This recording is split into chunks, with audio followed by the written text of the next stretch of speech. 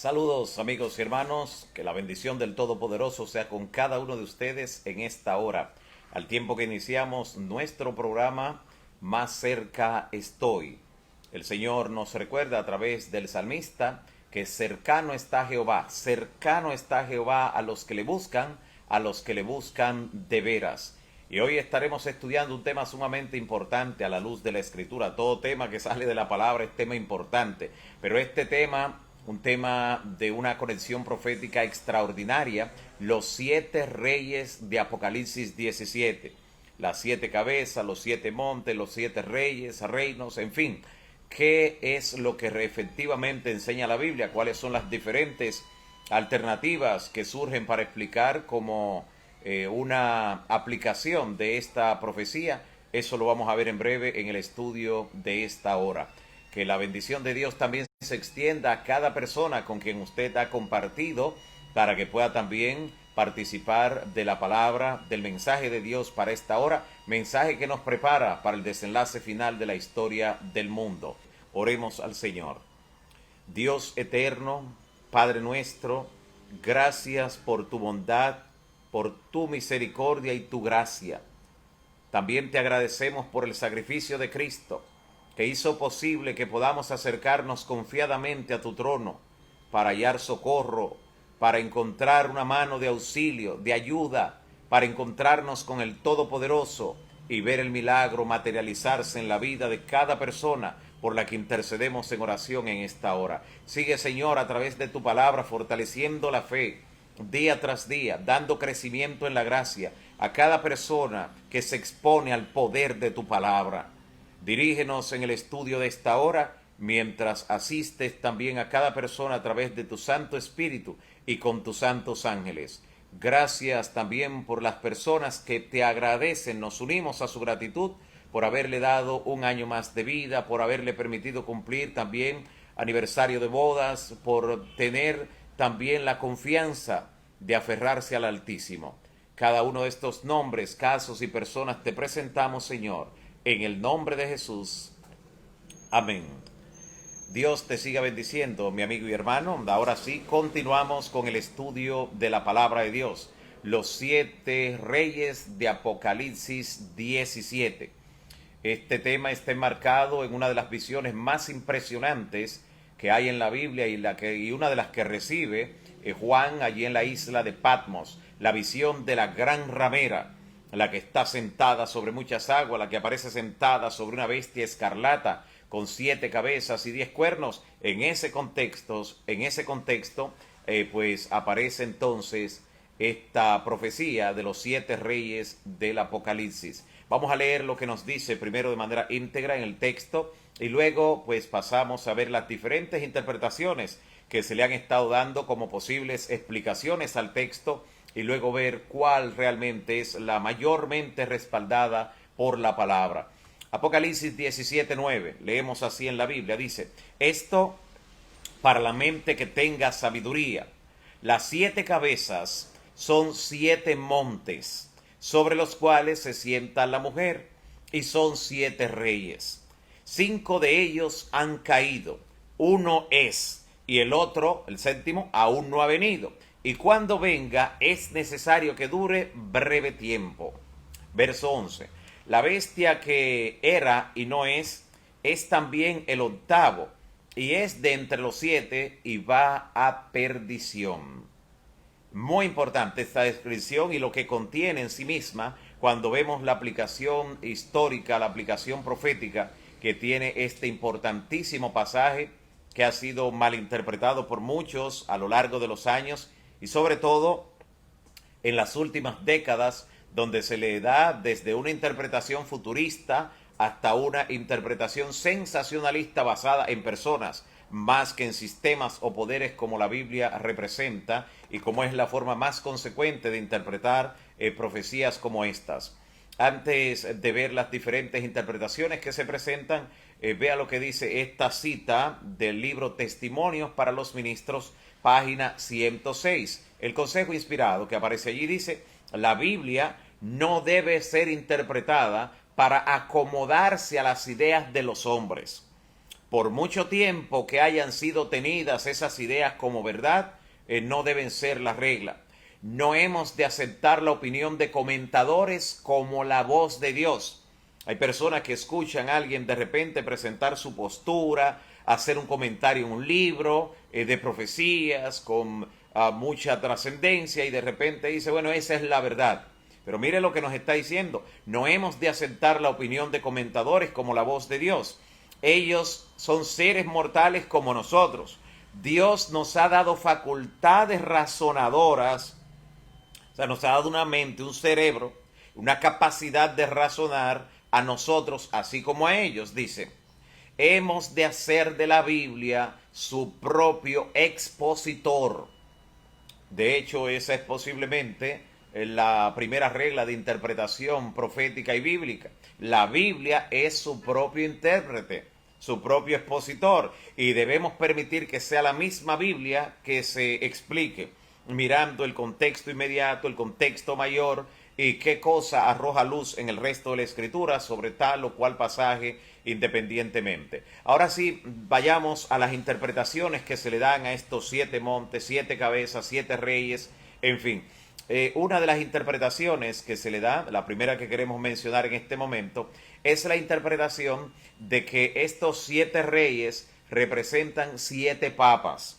De manera sensacionalista, en las últimas décadas, cuando hablamos de las últimas, estamos hablando de las últimas 3 o 4 décadas. Las últimas 4 décadas, algunos predicadores, de manera con mucho sensacionalismo, y en el contexto sobre todo de cuando nos acercábamos a un nuevo milenio, hubo gran agitación. La gente quería sentir que estaba más cerca de lo que estaba del desenlace final, y algunos comenzaron a establecer fechas, a hablar acerca incluso de que los 7 reyes representaban 7 papas. Con ello también se estaba poniendo una fecha, porque al hablar de que serían 7 papas desde el concordato que suscribieron Gaspari y Mussolini en 1929, y ya cuando íbamos por un sexto, pues estaban hablando ya solo falta uno, y cuanto más 2 para que sea el octavo y ya se acaba todo.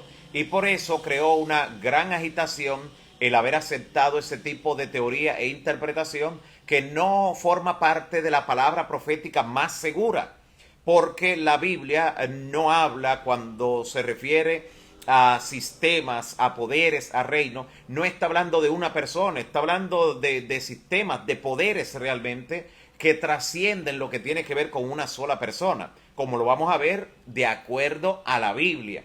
Con esa interpretación de que eran apenas pues 7 papas, algunos decían, bueno, ya con este suman 6, viene otro, será el séptimo, y entonces el otro durará breve tiempo. Nada de eso se cumplió, absolutamente. De hecho, en vez de ser el que ellos señalaban para el cumplimiento de la profecía, que duraría poco tiempo, en la historia el que duró breve tiempo de los últimos papas que han habido en Roma, en el Vaticano, el que menos duró fue Juan Pablo I, su verdadero nombre Albino Luciani, el cual duró solo 33 días en 1978, solo 33 días de pontificado, como registra la historia, y fue breve. No tenía absolutamente nada que ver como persona en el cumplimiento de los 7 reyes, porque no se está refiriendo a 7 papas como estamos mirando. Pero hay una segunda interpretación que también se le ha dado a estos 7 reyes, a estos 7 reinos que se menciona aquí, 7 montes, y son los siguientes. Esa segunda interpretación es la que plantea que son 7 reinos o naciones, comenzando con Egipto. El argumento para comenzar con Egipto que algunos plantean es el hecho de que el pueblo de Dios, Israel, en la antigüedad estuvo esclavizado en Egipto, y que esta nación tuvo incidencia sobre ellos, y por eso ellos prefieren comenzar allí en Egipto. Luego sitúan a Siria, que también pues mantuvo cautivo a las tribus del norte. Después Babilonia. En cuarto lugar Medo-Persia. En quinto lugar Grecia. Y entonces en sexto lugar colocan a Roma imperial. En séptimo lugar ponen a la Roma papal. Y ponen un octavo, donde dicen que será la recuperación de la herida mortal de ese sistema de la iglesia romana que recibe la herida mortal. Eso plantean algunos en una segunda interpretación. los que enumeran estas naciones como Egipto, Asiria, Babilonia y demás, pues indican que de alguna manera cuando se da la visión, que es en el tiempo de Juan, era el momento en que no era. Dicen, porque allí dice la Biblia, 5 de ellos han caído, uno es y el otro todavía no ha venido. Eso tiene sus implicaciones, porque después del tiempo de Juan, pues se suscitan otros poderes que la Biblia menciona y que entran en el concierto de las naciones proféticas, como es el caso no solo de la Roma papal, también encontramos de repente a Estados Unidos de Norteamérica, que juega un papel tan preponderante como bestia, como sistema, como poder, que es el que le devuelve el poder a la primera de las dos bestias de Apocalipsis 13 y aparece de hecho pues gobernando, ejerciendo toda la autoridad delante de la primera bestia, en presencia de ella. Así que hay que tomarla en cuenta.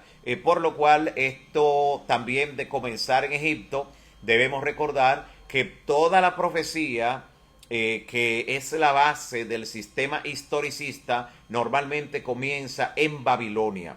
En Babilonia es donde comienza no solo Daniel, hasta el mismo libro del Apocalipsis. Cuando usted comienza a leer Apocalipsis 13, vaya conmigo por un momento a su Biblia, en Apocalipsis, último libro de la palabra, Apocalipsis capítulo 13, para que note cómo aún Apocalipsis, que fue escrito ya en los días de Juan, trata de enfatizar que la profecía en la interpretación historicista debe tomar como base primeramente a Babilonia. Y aunque Juan escribe en los días del Imperio Romano, pero él menciona algo que nos hace entender que la profecía de él se engancha, por así decirlo, en la profecía que ya había dado Daniel, que es la continuación, que no es una profecía nueva, que se van a dar detalles adicionales, pero que es la misma profecía de Daniel. Mire lo que dice Apocalipsis en el capítulo 13, versículo 1. Me paré sobre la arena del mar y vi salir del mar una bestia que tenía 7 cabezas y 10 cuernos, y en sus cabezas 10 diademas y 7 cabezas y un nombre blasfemo. Aquí Juan está llamando la atención a una bestia que también la vio Daniel, que no le da nombre, solo dice una espantosa bestia, espantosa y terrible. Lo que más se asemeja es un dragón. Y entonces dice, la bestia que vi era semejante a un leopardo, sus pies como de oso y su boca como de león. Estamos mirando aquí que Juan está mencionando los mismos poderes de manera bien indirecta, entre líneas, los mismos poderes que menciona Daniel. Daniel habla de Babilonia, que es representada por un león, de Medopersia, que es representada por un oso, de Grecia, que lo representa un leopardo con 4 cabezas, y de una bestia espantosa y terrible, que es la cuarta. Daniel la menciona en ese orden: león, oso, leopardo y bestia espantosa, porque Daniel está escribiendo desde Babilonia, desde el león, lo menciona en ese orden. Pero aquí vemos que Juan menciona el orden invertido. La bestia espantosa, que es la cuarta en Daniel, él la menciona ahora de primero, porque Juan está escribiendo desde los días de la bestia espantosa, que representa el Imperio Romano.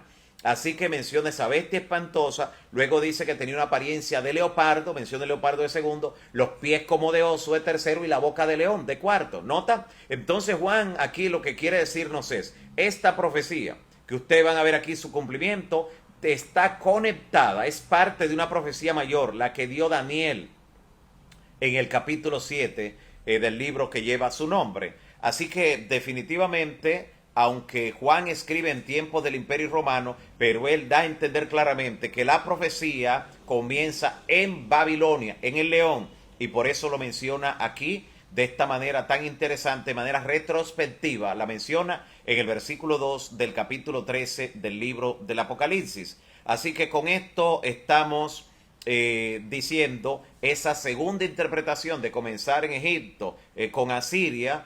No es parte tampoco de la palabra profética más segura, es una interpretación y hay muchas personas que la sostienen, pero estamos diciendo por qué no soporta ese fundamento bíblico en el que sí enmarcamos cuando comenzamos en Babilonia, que es el inicio de la profecía historicista por excelencia en lo que tiene que ver con los reinos. Y por eso notamos que no solo Daniel, que vivió en la Babilonia literal, sino Juan, que vive en tiempo de una Babilonia mística, Roma, pues él también destaca la presencia de Babilonia en lo que tiene que ver con la persecución del pueblo de Dios y con los eventos que tienen lugar y que tienen importancia también en la escala profética. Así que una tercera interpretación es la que plantea que, basados en lo que dice, por ejemplo, la versión King James, la versión en inglés más conocida, la más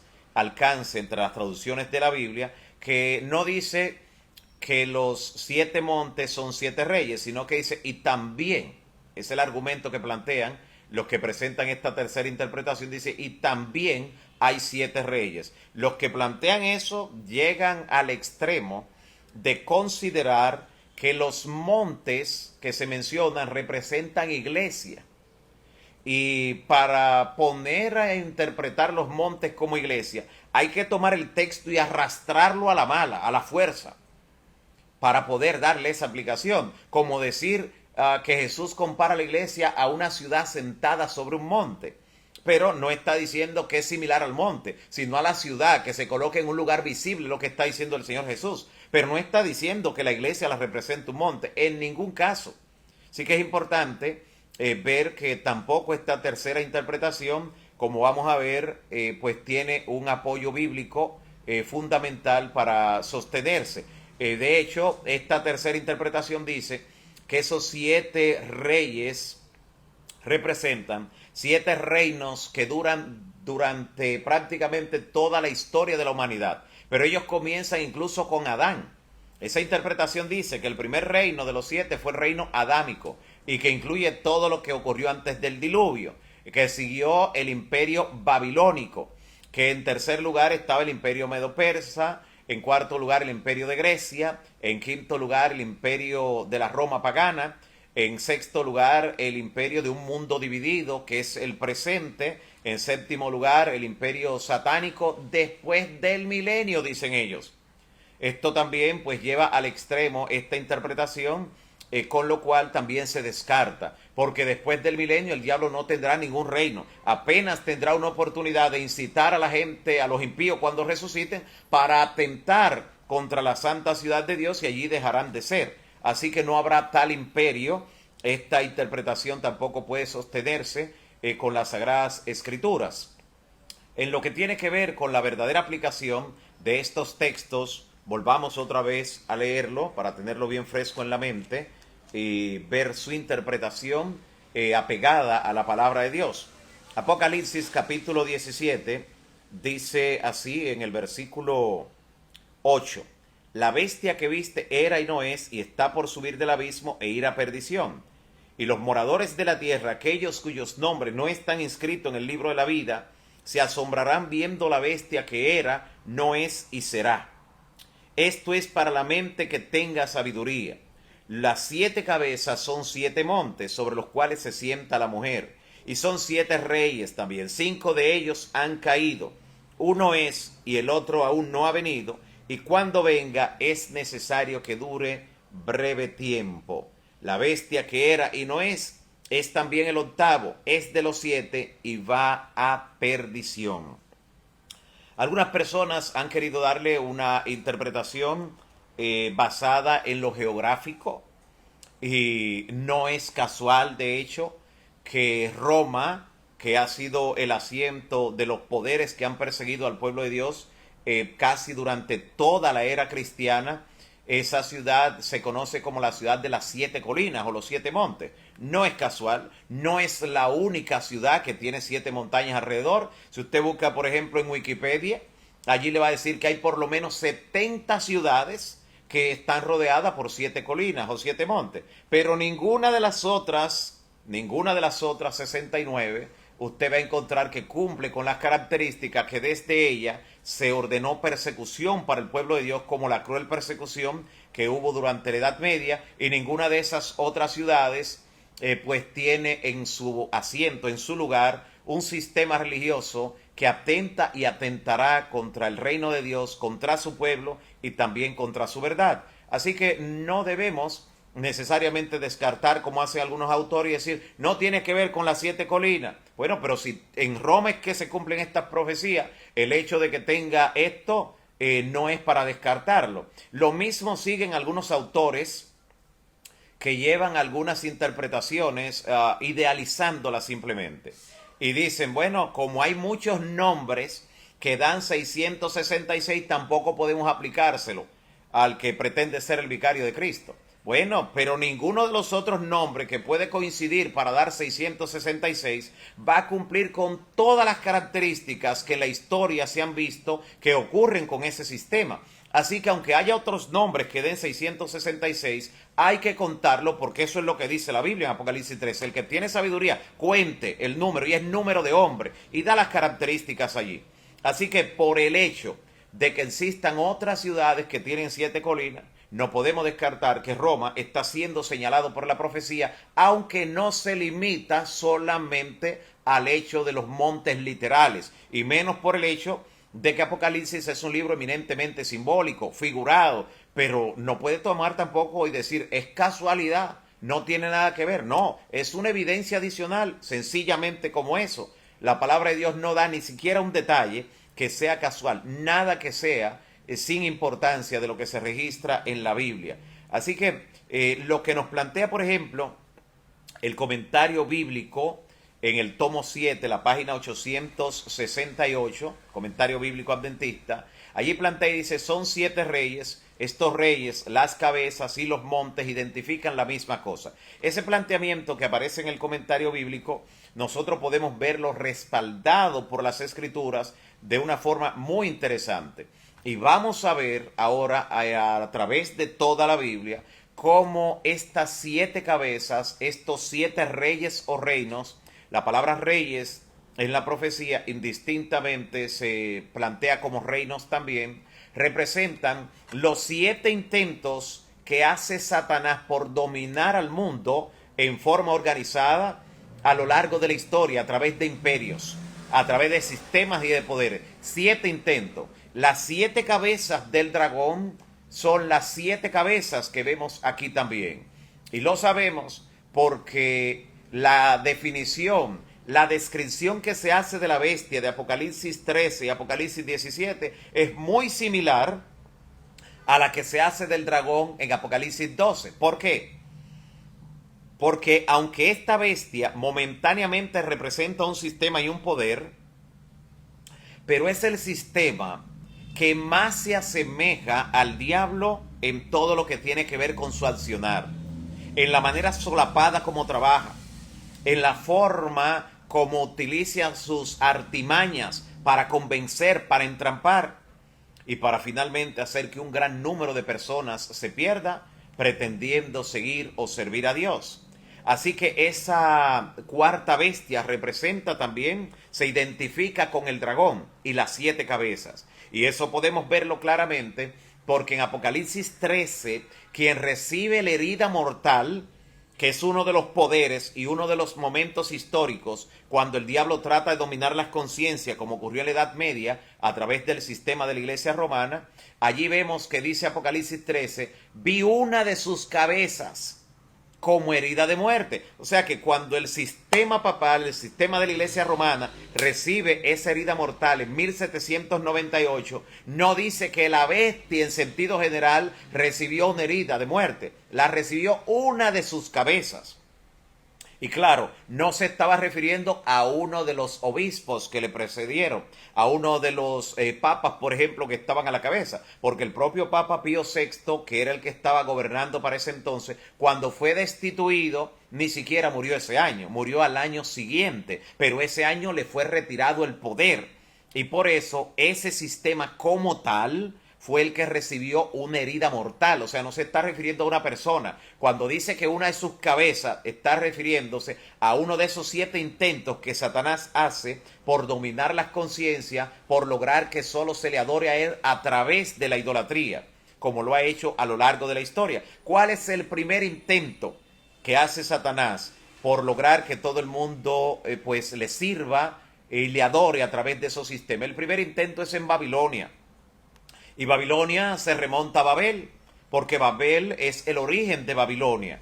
Pero ya encontramos entonces en Babilonia una intención bien definida y que sirve como base en la profecía y en la interpretación historicista que plantea Daniel, y luego Juan nos dice, esta es la base. Y en Babilonia recordamos que cuando se levantó esa estatua, y esa imagen es una conexión importantísima también con Apocalipsis 13, porque Apocalipsis 13 se hace una imagen de la bestia. Y en Daniel 3 se hace una imagen que también es una imagen de la bestia, porque era una imagen del rey Nabucodonosor. Y Nabucodonosor fue el rey que Dios lo convirtió en una bestia durante 7 años. Así que la imagen era una imagen de la bestia. Y tenía 60 codos de alto y 6 de ancho. 6. Y se tocaban 6 instrumentos de música, dice la Biblia allí. 6. Así que había 6 por todas partes. 6. Y entonces, el intento que hizo Satanás por lograr que todo el mundo lo adorara a través de esa imagen fue un intento fallido, porque 3 jóvenes hebreos que representaban el remanente de Dios no se arrodillaron ni se inclinaron a la estatua, no les rindieron pleitesía, se quedaron de pie, porque son parte y eran parte del pueblo que guarda los mandamientos de Dios. Y uno de esos mandamientos prohíbe la adoración de imágenes, el segundo mandamiento. Y por eso ellos fueron echados al horno de fuego. Si ellos hubieran perecido en el horno de fuego, Dios hubiera quedado sin representantes leales en la tierra en ese instante. Por eso el Señor intervino. En la historia han habido muchos mártires, pero Dios intervino para libertar a esos sus hijos, y Cristo entró primero que ellos al horno de fuego, neutralizó el fuego. Y Cristo, cuando entró allí, garantizó entonces que ellos serían rescatados. Los rescató, ustedes conocen la historia de estos 3 jóvenes hebreos, pero fue el primer intento organizado por el diablo aniquilar la presencia de la verdad de los adoradores de Dios para que todo el mundo lo adorara solo a Él a través de ese sistema de Babilonia. Primer intento, primera cabeza, primer reino. El segundo reino es el que viene inmediatamente después de Babilonia, el imperio medo-persa. Y en tiempo de los persas, recordamos de manera especial en la historia de Esther, la historia de la reina Esther, la Biblia nos cuenta cómo el diablo utilizó a Amán el amalecita, el descendiente de Agag, para intentar aniquilar todo lo que era vestigio del pueblo de Dios. Y él logra firmar un decreto para que el día 13 del mes de Adar de ese año aniquilaran a todos los judíos, todos los miembros del pueblo de Dios en la antigüedad. Si lograba eso, Amán, Satanás se hubiera gozado en hacer desaparecer el único vestigio de la adoración verdadera y de la verdad de Dios. Todos los demás se inclinaban ante Amán, todos los demás lo adoraban. Fue el segundo intento, pero Dios también de manera providencial logró pues liberar a su pueblo, aniquilar a Amán y a todos los enemigos de los judíos durante ese tiempo, y también fracasó Satanás en su segundo intento. El tercer intento es a través del imperio que le sigue a los medos y persas, sí, el imperio de Grecia. El imperio de Grecia de Alejandro Magno. Y recordamos que no fue en tiempos de Alejandro, porque Alejandro duró poco tiempo, pero sí en tiempo de otro emperador griego, en tiempo de Antíoco Epífanes, cuando le desató la guerra a los judíos, el tiempo de los hermanos macabeos, especialmente, que le hicieron la contra, porque este Antíoco, este rey griego, llegó incluso a sacrificar cerdo, a hacerlo él, que no le era permitido, y sacrificar cerdo, no un animal limpio, cerdo en el altar. Pero finalmente, pues también su intento de contaminar el templo y de implantar una adoración falsa también falló. Tampoco el tercer intento del diablo tuvo éxito. El cuarto intento que hace Satanás por lograr de manera organizada pues implantar el error, desaparecer la verdad y la verdadera adoración, fue en tiempos del cuarto imperio, el imperio romano, la Roma imperial. En tiempos del imperio romano fue cuando Cristo vino y desarrolló todo su ministerio. En tiempos de los Césares fue el tiempo cuando Cristo también comisionó a la iglesia para llevar el evangelio a todo el mundo conocido. Y en ese tiempo la guerra que le desató el imperio romano fue una guerra cruel, intentando desaparecer todo vestigio de la cristiandad. Sin embargo, la verdad de Dios pudo más que el intento del diablo, el poder de Dios se manifestó y sobrevivió. El Imperio Romano cayó en el año 476 de nuestra era, pero el Evangelio siguió. Y por cada creyente que el Imperio Romano martirizaba, 3 paganos aceptaban el Evangelio cuando veían el valor con que estas personas morían. Falló también el cuarto intento, la cuarta cabeza del dragón o de la bestia. Luego vemos un quinto intento que hace Satanás a través de Roma religiosa, la Roma papal. Y fue un intento vasto, extendido desde el año 538 hasta el año 1798. Tiempos y la mitad de un tiempo. 42 meses proféticos, 1260 días proféticos, exactamente 1260 años. Esa fue la quinta cabeza, el quinto intento que hizo Satanás por desaparecer la verdad. Y déjeme decirle, el diablo se airó en tal forma durante la Edad Media con ese sistema de la Roma religiosa que trató de hacer desaparecer la verdad de Dios y a los hijos de Dios, persiguiéndolos, asesinándolos, encarcelándolos, quemándolos en algunos lugares, decapitando a otros. Muchas armas utilizó el diablo durante la Edad Media. Las principales, una fue el llamado Santo Oficio de la Inquisición, que de santo solo tenía el nombre, ese tribunal religioso, con solo detectar que alguien tenía una porción de la escritura de la Biblia que estaba prohibida por ese tribunal, lo culpaban de hereje y en el mejor de los casos lo mataban. Digo en el mejor de los casos porque en algunos casos lo torturaban en una forma tan severa hasta que la gente a veces perdía su sano juicio, como ocurrió con uno de esos reformadores que fue torturado hasta que finalmente lo convencieron de que se retractara, que firmara que se estaba retractando. Y cuando luego él, después de recuperar su salud y su estado emocional normal, comienza a predicar de nuevo la verdad, le dicen, pero tú dijiste, mira, tú firmaste que ya no ibas a predicar. Yo no firmé eso. Sí lo hiciste, pero yo no me di cuenta. Bueno, era que te estábamos torturando y ahí aprovechamos y tú firmaste. Y él pregunta, ¿y con qué mano yo firmé? Le dice, con esta, con la derecha. Y dijo, pues esa mano será la primera que se va a quemar en la hoguera, pero yo voy a seguir predicando la verdad en el nombre de Cristo Jesús. Y estuvo dispuesto también a morir por causa de la verdad. No pudo el sistema de la Roma religiosa, de la Roma papal, desaparecer la verdad, aunque mataron más de 50 millones de creyentes durante la Edad Media. La verdad de Dios perdura hasta el día de hoy porque Dios va al frente.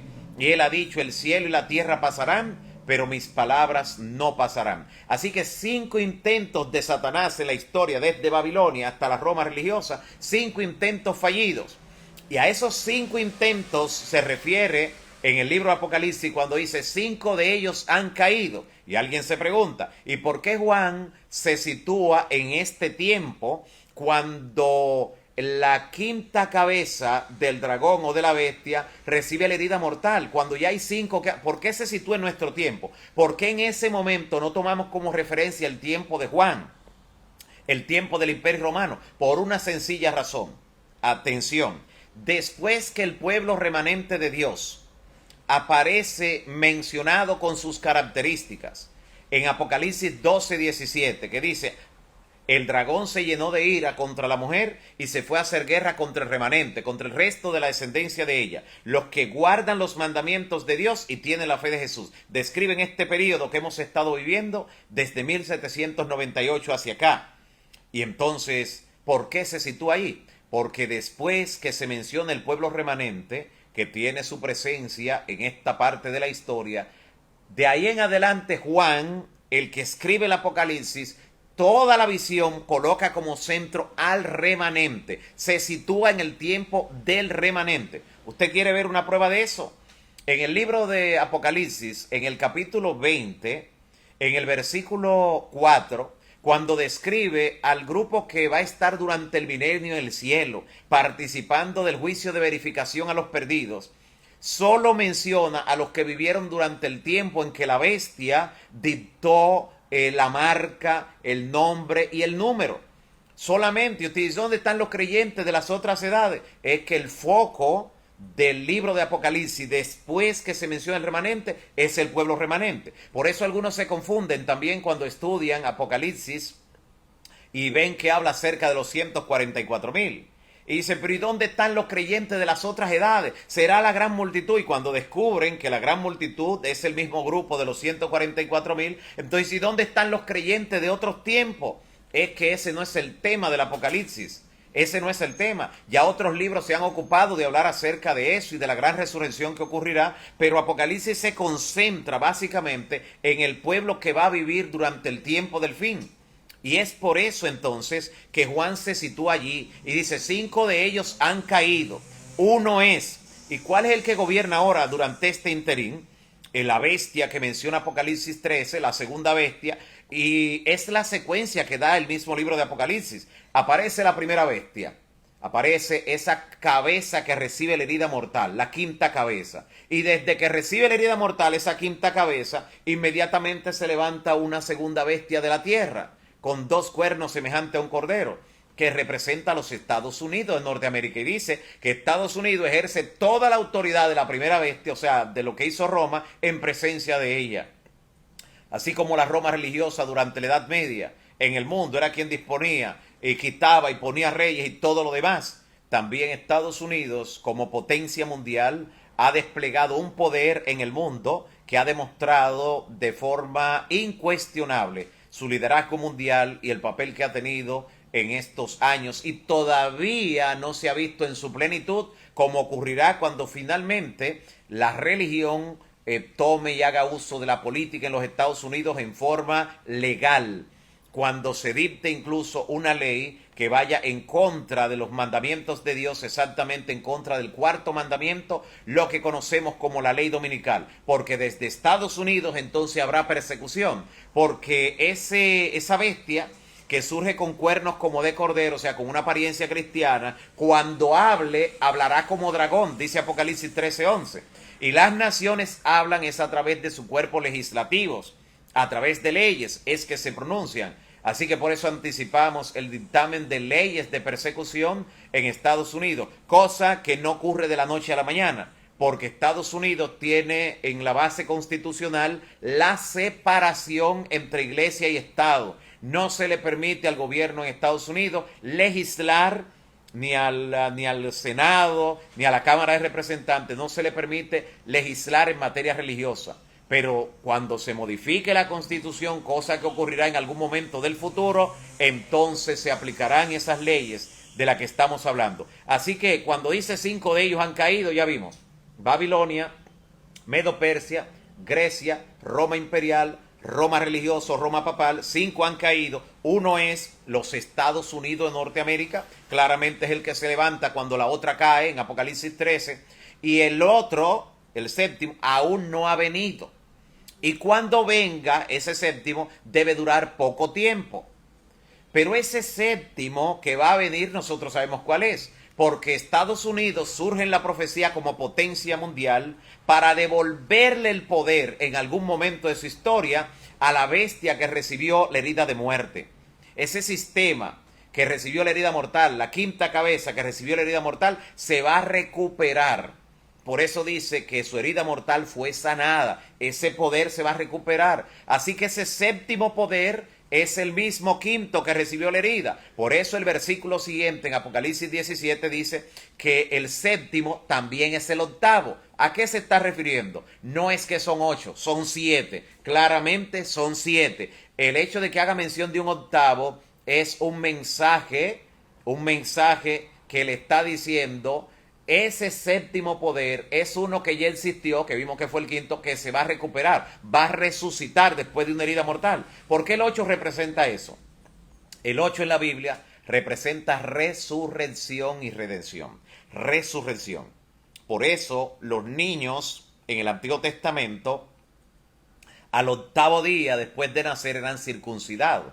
Porque la circuncisión en el Antiguo Testamento ocupaba el lugar del bautismo en el Nuevo Testamento. Era la forma que una persona entraba a pertenecer al pueblo de Dios. Cualquiera que quisiera pertenecer al pueblo de Dios de otra nación tenía que circuncidarse. Y por eso el 8º día era que ocurría esta ceremonia, como si naciera de nuevo. Y por esto el 8 representa resurrección. En la última semana de la pasión y muerte de Cristo, el 6º día de esa semana, Cristo murió en la cruz. El 7º día descansó en la tumba y el 8º día resucitó. ¿Notan? El 8 representa resurrección. Así que decirnos que el séptimo es también el octavo, no nos está diciendo son 8. No, no, no, no, no. El número no se equivocó, son 7. Son 7 montes, son 7 cabezas, son 7 reinos. Y otra vez dice son 7. 5 de ellos han caído, uno es y el otro, no dice los otros, el otro que es el séptimo todavía no ha venido y cuando venga debe durar poco tiempo, pero entonces luego dice el séptimo es el octavo, diciéndole un mensaje claramente, un mensaje extra para que usted entienda que el séptimo no es un gobierno diferente que va a aparecer, un dominio de otra nación, un gobierno tal vez ateo como esperan algunos, no, es el mismo quinto que recibió la herida mortal y que Estados Unidos con su trabajo, con su papel, sobre todo con el protestantismo apóstata que se postra y crea lazos con Roma, con la Roma religiosa, logrará finalmente devolverle el poder perdido.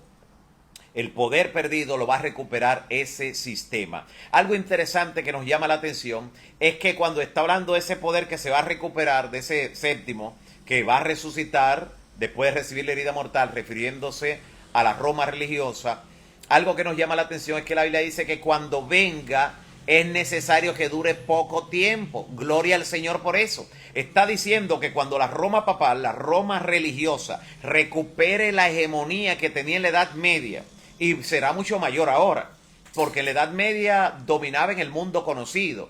Era prácticamente lo que había sido el Imperio Romano de Occidente, pero no contaba con los medios que hacen posible ahora dominar en el globo terráqueo completo. Y es donde va a recuperar su poder. A nivel global lo va a recuperar. Porque dice la Biblia, se maravilló toda la tierra en pos de la bestia. ¿Cuándo? Cuando se recupera de la herida, cuando resucita, cuando logra convertirse en el séptimo. Va a durar poco tiempo. Y qué bueno que va a durar poco tiempo. ¿Se imagina usted una persecución larga en una época como esta, contando con los medios de comunicación, con los sistemas de rastreo y de inteligencia artificial que se tienen ahora? Por la gracia de Dios será poco tiempo. Por eso el mismo Jesús, cuando está describiendo ese periodo final de la historia, en Mateo capítulo 24, el Señor Jesús dice, pero esos días serán acortados por causa de los escogidos. No es que el sistema de la Roma religiosa no quisiera durar mucho tiempo, tal vez tiempo y la mitad de un tiempo como duró antes. No lo va a durar, será poco tiempo. Jesús lo dice allí, Jesús lo dice claramente, serán acortados por causa de los escogidos. Si esos días no fueren acortados, nadie sobreviviría. Imagínense, si durante la Edad Media, contando apenas con armas de tortura como el potro, la guillotina, la hoguera, contando con eso nada más, mataron a decenas de millones de creyentes. Imagínense en esta época donde se cuenta con una tecnología, incluso hasta para cambiar a la persona en su forma de pensar, todo eso, Dios no le va a dar mucho tiempo. No le va a permitir usar las armas con que cuenta hoy en día. No le va a permitir. Por eso Jesús dijo, oren para que su huida, cuando tengan que finalmente abandonar las ciudades, para que su huida no sea en invierno ni en sábado. ¿Sabía por qué le estaba diciendo? Que no fuera en sábado. Jesús sabía que hasta el final su pueblo iba a ser fiel a ese mandamiento. Dijo, si es en sábado, lo van a sorprender y atrapar a todos juntos. ¿Sabe dónde están ese día en adoración? Pero que no sea en invierno. ¿Por qué? Bueno, mire, ahora mismo está entrando el invierno en los países templados. ¿Y cómo está entrando ese clima frío, esa brisa fría?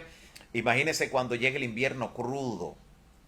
Y aún en los países que no son templados, en países cálidos como el nuestro, que es tropical aquí en el Caribe, cuando llega diciembre y enero, no es nada cómodo estar en las montañas. Y así que el Señor por eso dice, oren que tampoco sea en invierno. Pero invierno no es el mismo en el hemisferio norte que en el hemisferio sur. Y Dios tiene pueblo, tiene su iglesia, tanto en el hemisferio norte como en el sur. Así que Él tendrá cuidado de ambos para que no sea en invierno en ninguno de los dos. Si no será invierno, porque el Señor Jesús escuchará esa oración que Él mandó que orara, oren para que no sea en invierno, entonces si no será en invierno, tendrá que coincidir que sea otoño en uno y primavera en otro, o primavera en uno y otoño en el otro. Así que la Biblia nos está advirtiendo claramente y nos está diciendo, oren para que no sea en invierno ni en sábado. Contaremos con un buen clima cuando tengamos que finalmente huir. Alabado sea el nombre del Señor, que tuvo cuidado de eso para con nosotros. Y la persecución no durará mucho. Eso nos lo dice. Por eso el Señor dice que serán acortados esos días y habla de que cuando se recupere ese poder, lo hará por poco tiempo. Tenemos que agradecer a Dios por eso. Pero de que se va a recuperar, se va a recuperar. Va a resucitar en forma total. Sabe que hay personas que con un énfasis, con un tono sensacionalista, dice, ya se recuperó, ya el papado, la Roma religiosa ya está recuperada. No está recuperada. Si Roma religiosa se hubiera recuperado, significa que tuviera ya el mismo poder que tenía en la Edad Media. Significaría que yo no podría estar hablando de esto que le estoy hablando a ustedes. No podríamos estar estudiando este tema. Estuviéramos loma arriba corriendo, monte adentro, huyendo. Pero cuando recupere su poder, lo recuperará en forma total y contará con los Estados Unidos de Norteamérica como potencia militar, como poder civil, para finalmente intentar, atención, intentar lograr sus fines. Intentar lograr sus fines.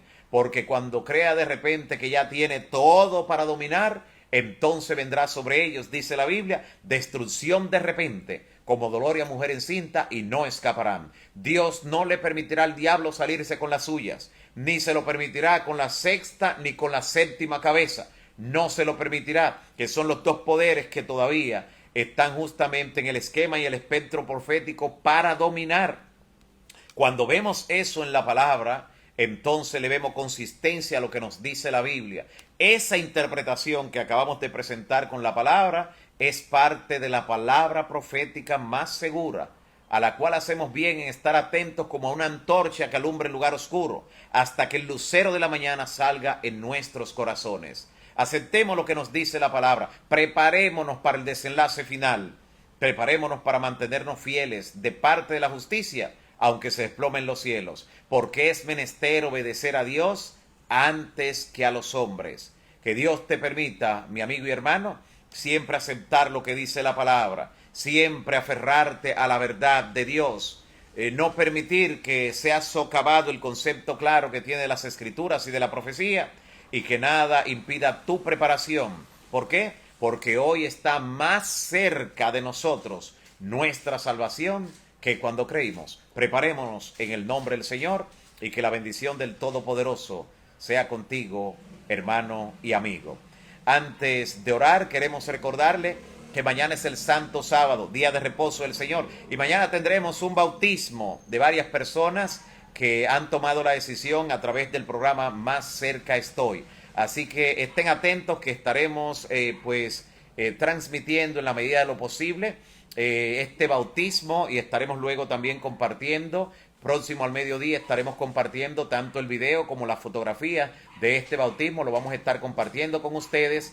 Mañana estaremos celebrando ese bautismo en el templo de la iglesia Mansedumbre 2. El templo de la iglesia Mansedumbre 2. Allí vamos a estar. Es la iglesia donde asiste Esmirna Lejer, una de las artistas que siempre alaba el nombre del Señor y que siempre está conectado aquí. Así que saludos también para nuestra hermana Esmirna Lejer y para su familia en su iglesia, en ese templo de Mansedumbre 2 en Los Minas. Allí será ese bautismo a eso de las 11:15 de la mañana. Así que le invitamos a todos aquellos que se están preparando a conectarse y comunicarse con nosotros para completar los pasos y que su nombre también se inscriba en el libro de la vida. Oremos. Padre Santo que estás en los cielos, te damos gracias por la vida y por la oportunidad de estudiar tu palabra. Gracias por el fundamento que tiene la profecía y gracias por el entendimiento que el Espíritu Santo nos ha dado sobre esta profecía de los 7 reyes. Gracias por las ideas que se han descartado de la mente de algunos que posiblemente tenían una interpretación incorrecta, pero que están dispuestos a aceptar lo que dice la palabra. Gracias, Señor, te damos por darnos esa interpretación en base a las Escrituras. Te pido, Señor, por cada persona que esté en este listado de oración, interven en su vida. Visítale, asístele, fortalécele, defiéndele en su caso, Señor. Estate a su lado, fortaleciéndole, dándole paz, dándole sanidad, abriendo puertas delante de ellos y dando bendición a cada familia que está conectada en esta hora. Gracias, Señor, por escucharnos y gracias porque en la persona de tu Santo Espíritu y tus santos ángeles Sabemos que estás visitando a los que están enfermos, a los que están en situación delicada. Y sabemos, Señor, que nos prepararás en este día también para recibir tu santo día de reposo. Permite que volvamos a reunirnos el próximo lunes para seguir estudiando tu palabra y que mañana sea un día de victoria en el bautismo. Gracias porque tú seguirás uniendo a tu iglesia cada día los que han de ser salvos. Gracias por escucharnos y bendecirnos. En el nombre de Jesús. Amén. Dios te bendiga.